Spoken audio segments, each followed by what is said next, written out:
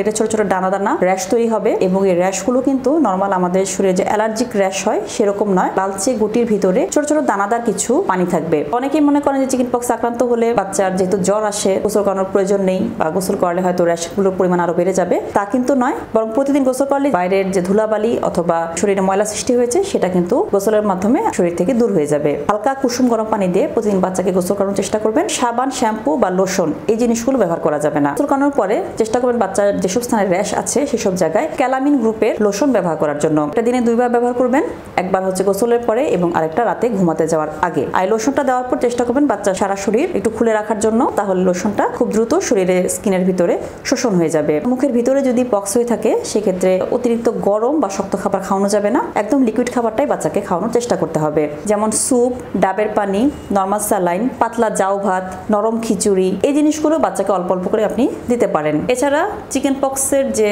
প্রকোপ সেটা কমানোর জন্য আমাদের দেশে ভ্যাকসিনেশনের ব্যবস্থা আছে। এটা 2টা ডোজে দেওয়া হয়ে থাকে। প্রথম ডোজটা বাচ্চার জন্মের 1 থেকে 1.5 বছরের মাঝে দিতে হয় এবং দ্বিতীয় ডোজটা 4 থেকে 6 বছরের মাঝে দিতে হয়। এটার মাধ্যমে কিন্তু চিকেন পক্সের যে তীব্রতা সেটা অনেকটা পরবর্তীতে কমানো যায়।